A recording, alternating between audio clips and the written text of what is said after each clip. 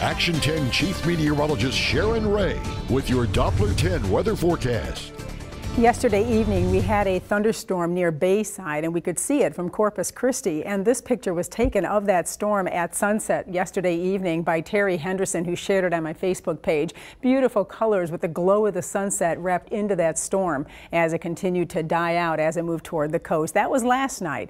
Today, we don't have a lot of rain out there. In fact, it's very spotty, and you can see just some very light showers falling in Live Oak and a couple in B County. So certainly not much rain, and we're not going to see these holding together too much longer. They'll die out by sunset this evening. And across the area right now, it still is very hot. A live look showing 98 degrees in Corpus Christi, a south wind at 10 miles an hour, and that humidity making it feel like 107 out there, with temperatures right now anywhere from 96 Robstown, and it is just sweltering at Alice at 99 degrees. And when we factor in the humidity, the heat indices, as you can see, are up over 100. In fact, still feeling like 108 at Alice right now and 104 at Port Aransas. So boy, that heat is up there today. Now we have our wind that's shifting around back to the south, and that'll be with us tonight, dying down a little bit. But you can see the wind speeds have picked up slightly this afternoon, and those are going to continue to come up. In fact, it's going to be rather breezy here by Friday and Saturday,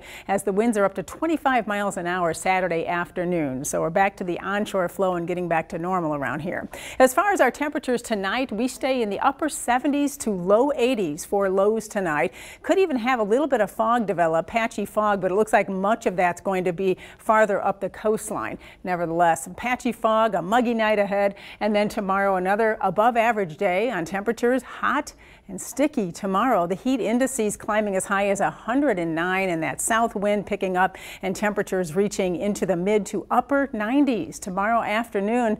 Oh boy, the end of summer here is certainly being felt as we're going to see those above average temperatures again tomorrow across the area. 96 degrees at Corpus Christi. As far as any rain, certainly not much of that in the forecast, but we can still see a couple of spot showers or a thunderstorm tomorrow afternoon. You can see just how dry it is though for much of the day. Future Tracker paints a couple of showers and a storm out there in the late afternoon through the early evening hours tomorrow. So we can't rule out somebody getting some rain, but as far as anything widespread or coming in over the next few days, I just don't see it. It's going to be very hit and miss. The tropics are pretty active, as we would expect this time of year, as we're in the peak of the season now. And we have, of course, Imelda still bringing some heavy rain to northeast Texas and into parts of Louisiana. We also have Humberto threatening the island of Bermuda out there, brushing that island as a Category 3. And then Tropical Storm Jerry developed. Now, Jerry looks like it's going to brush the Windward Islands and then track a little farther to the north. These other two disturbances do have a low chance of development in the next 5 days, but there's nothing out there that's going to bother us, at least for now.